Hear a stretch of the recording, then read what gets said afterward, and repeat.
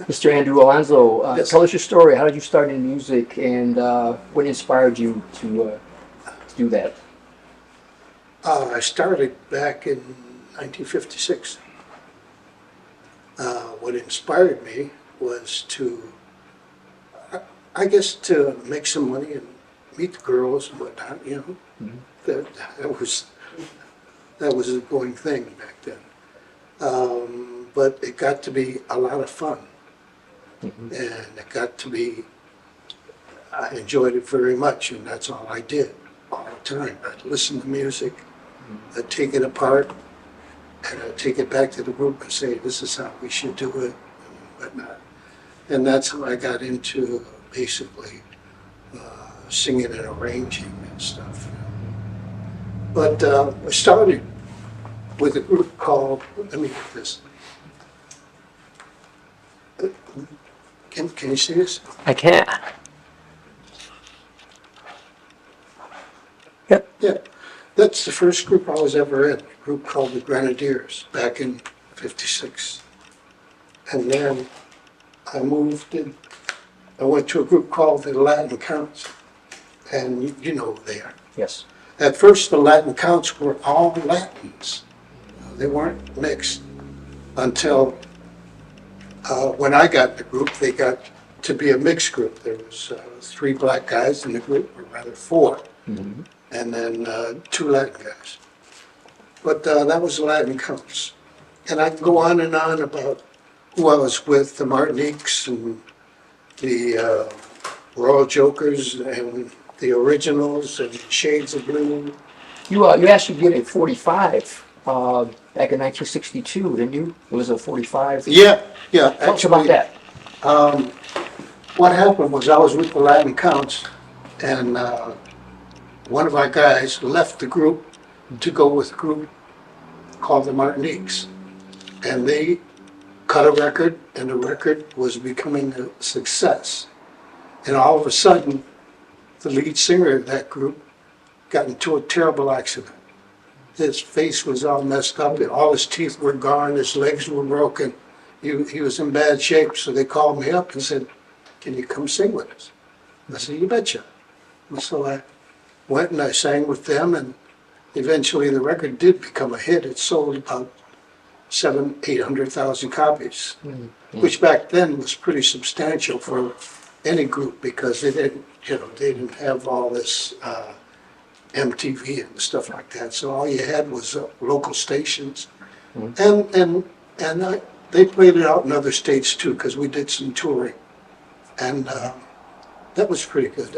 Everything was fine with that group until I stayed with them for a couple of years, left them, and went with different groups and bands because you was with the Latin Guns too, Yes. the band, Yes. and that was a fun band. We Yes. had Mondo Kane's band with us, Mhm. and they backed us for a while, and that was basically about my musical career. Is all in this book here. Mm-hmm. And it's all about music because, as you know, music is the soul of the world. Yes. Nobody here, nobody anywhere doesn't love music or Right. play music. Mm-hmm. Even if you're deaf or can't see, you still can feel the music, Yes. you know? And yeah, that's what I'm about. You said you toured. What areas did you tour with the groups you were with? Oh God, with the Martiniques it was basically Michigan, Ohio, Indiana, and basically that was all about it. But when I was with one of the last groups, which was Shades of Blue, we toured everywhere. We went all over the country. We went on cruises. We did 3 cruises on a boat. Went to Puerto Rico, went to islands and all that. And but that was great too. That was a good experience. I don't think I want to do any more of those, but it was cool. So what are you doing now as far as music? Are you writing music? Or you... Yeah, I'm writing music. I do have. Here, I have that.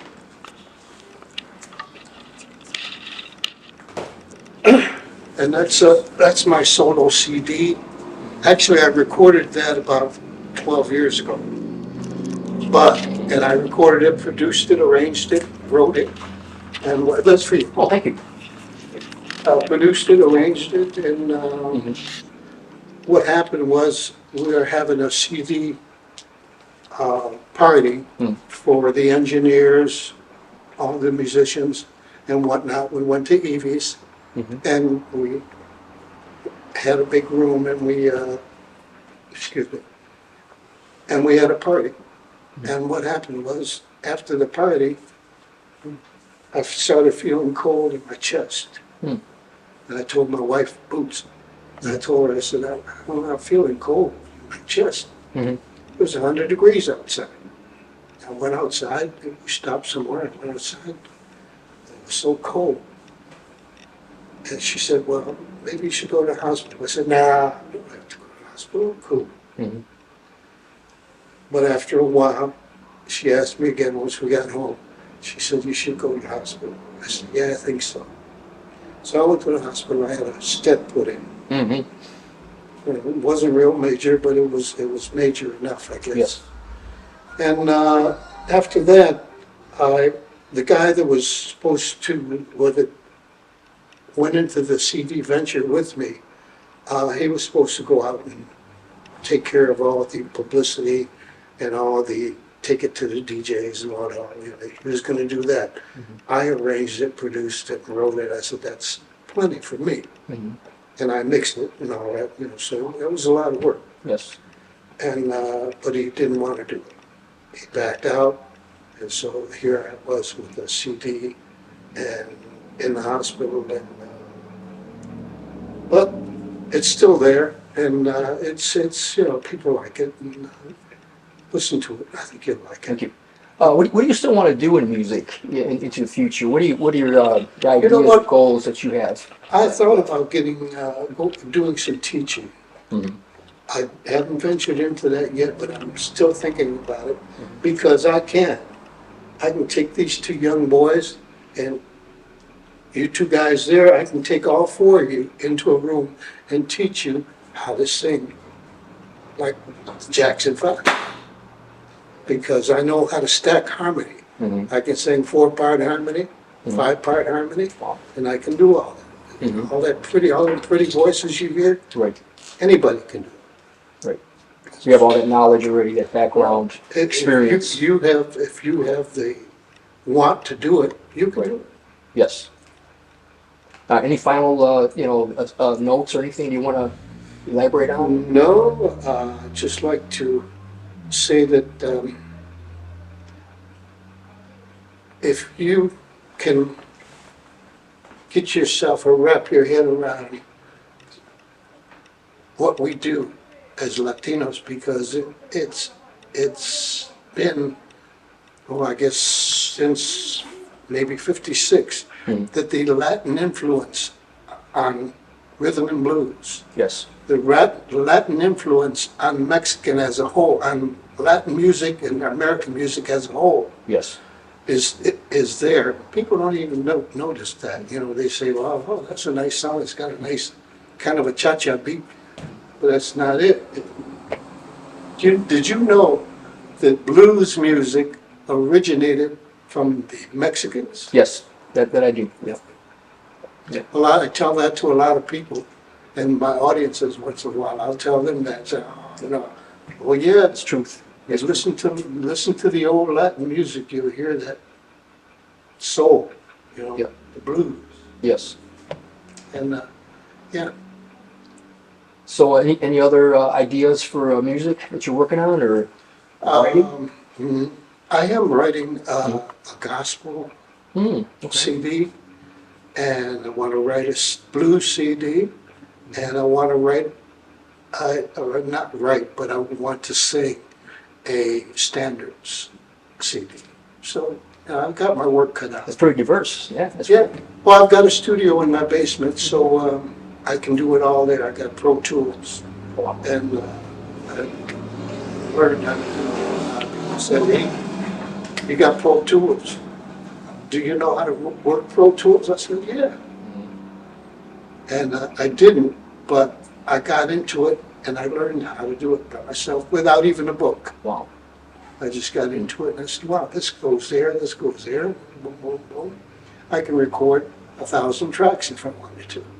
So, yeah. I'm going to do some more music. Yeah, I'm not done.